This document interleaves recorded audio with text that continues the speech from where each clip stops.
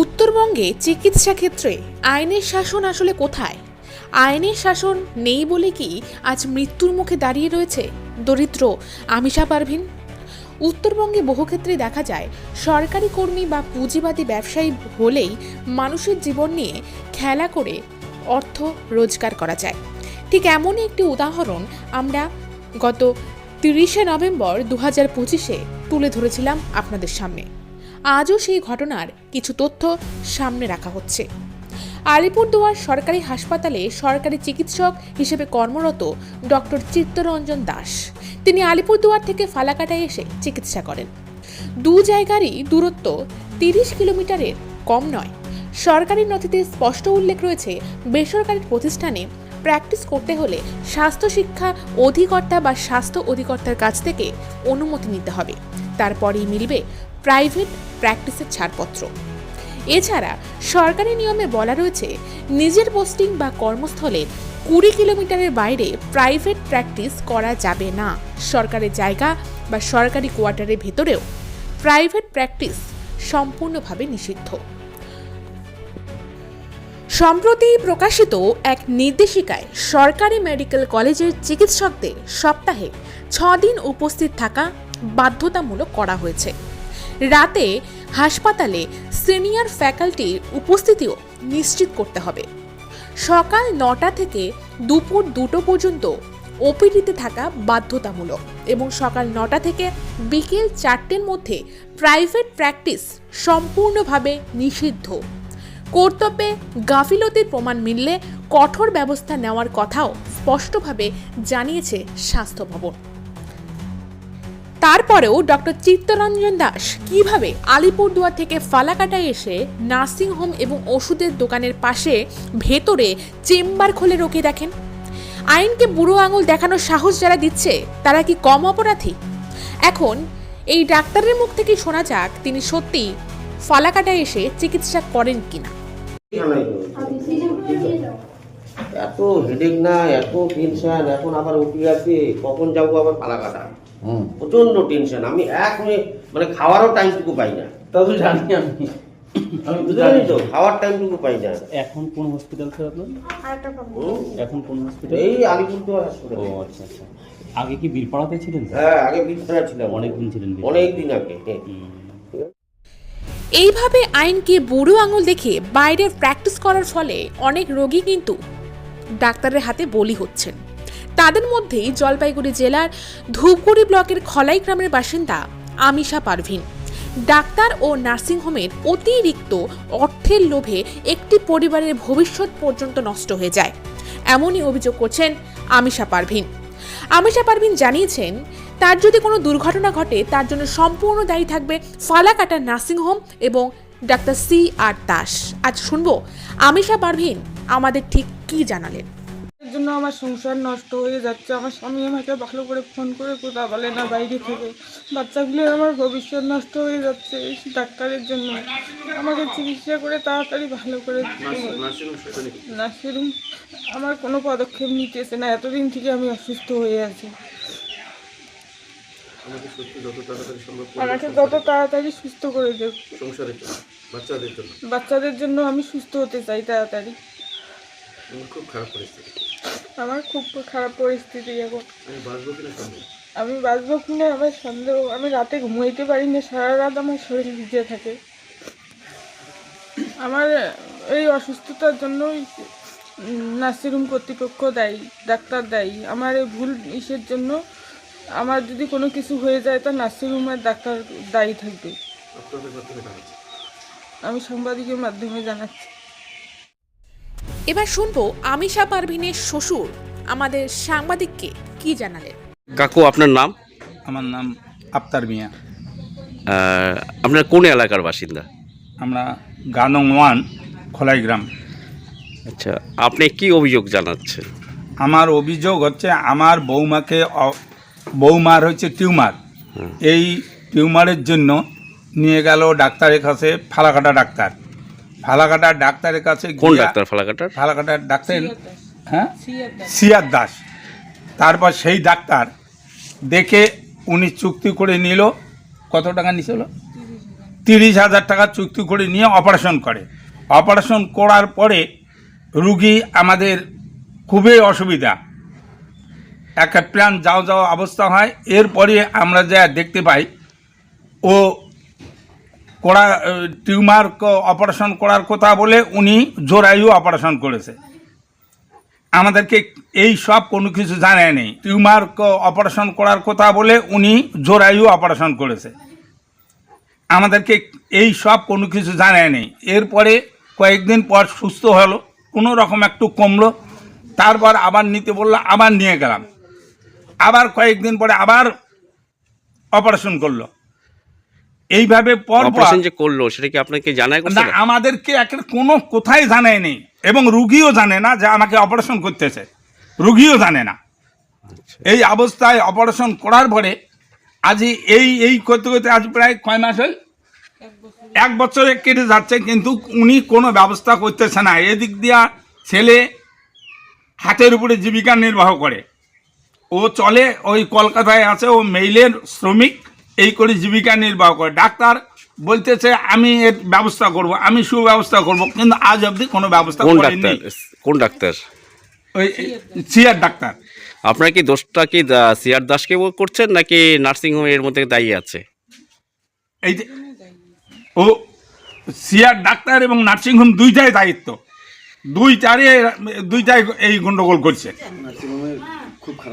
আর nursing home যে বৌমার কাছে যা শুনলাম, যে অবস্থা করছে বৌমাকে, এবং এত খারাপ ভাষা প্রয়োগ করছে।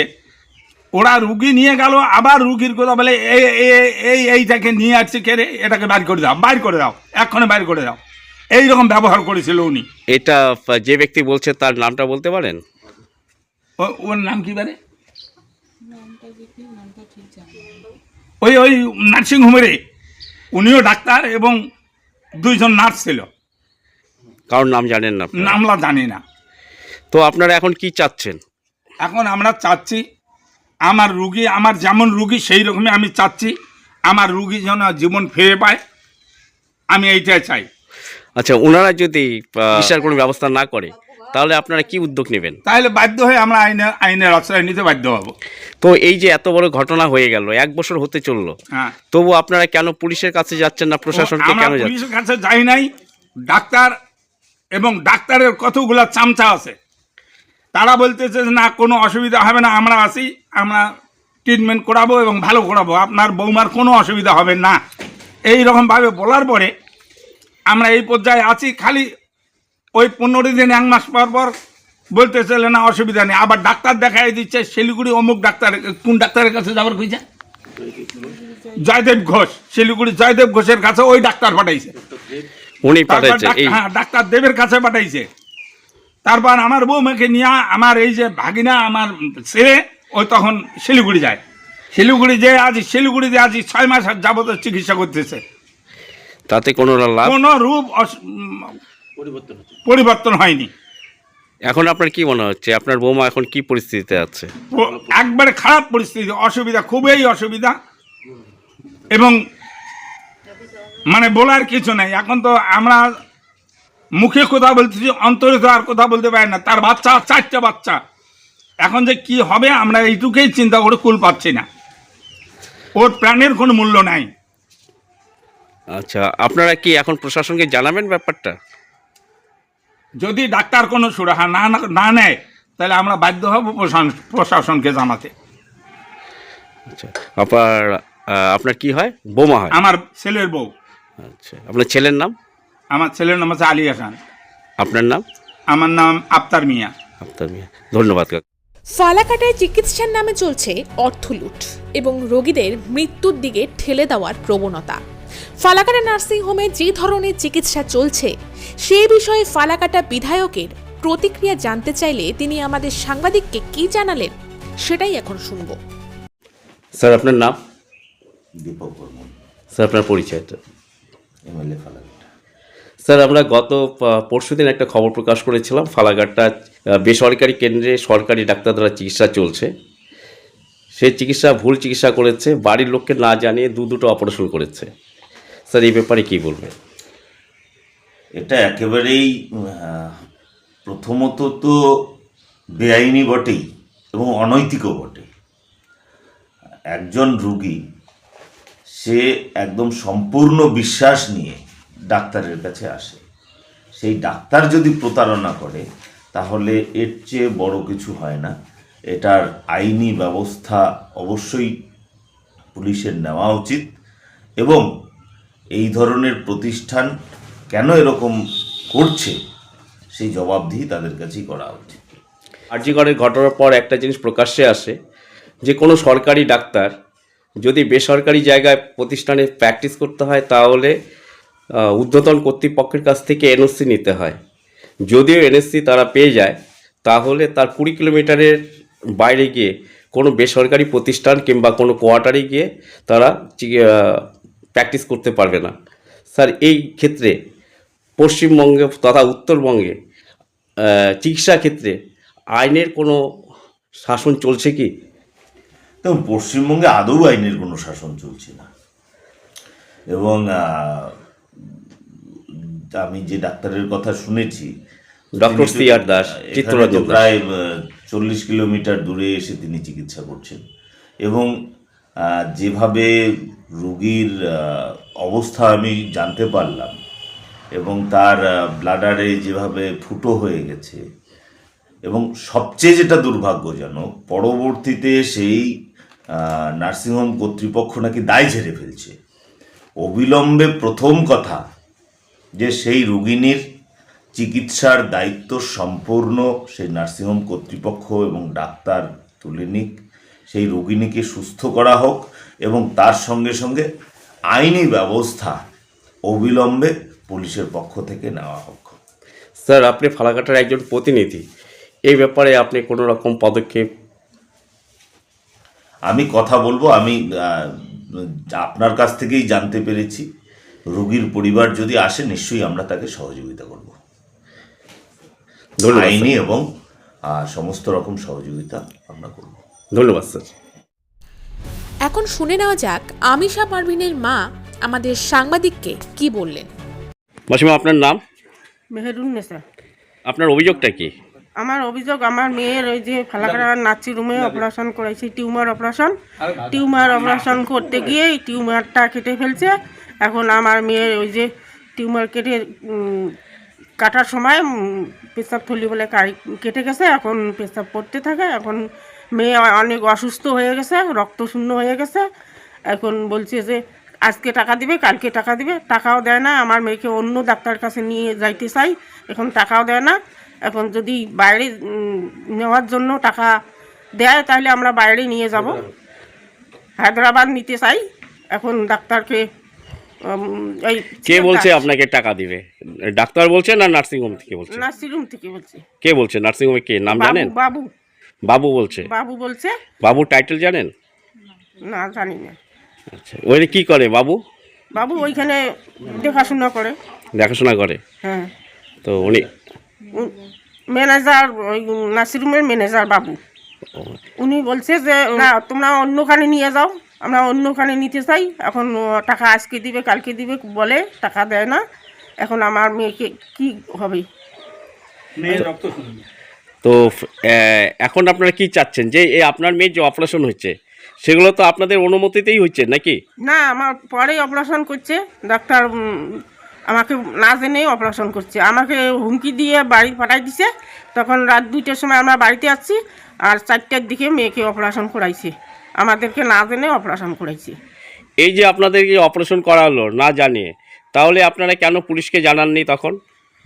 তখন বলছে যে বলে চিকিৎসা হবে, ওই আলিপুরে নিয়ে যাও। ওইখানে নিয়ে গেছি, ওখানেও চিকিৎসা হয় না, ওখানেও অপারেশন করতে চায় না। ওই ডাক্তার পাঠাই দিছে আলিপুরে, তখন আলিপুরে নিয়ে গেছি, ওইখানেও অপারেশন করতে চায় না। আমরা এখন বাইরে নিয়ে যেতে চাই। ডাক্তার আমাকে যা খরচা লাগে দেও। দিন দিন রক্তশূন্য হয়ে গেছে। এখন ডাক্তার আমাদের চিকিৎসার জন্য ব্যবস্থা করুক। তো এখন একটা কথা আসছে যে আপনারা এখনো জানাচ্ছেন না, 1 বছর হয়ে গেল, প্রশাসনকে জানালেন না, তাই আপনারা কিভাবে তাহলে এই আইনের সহযোগিতা আপনারা কিভাবে পাবেন?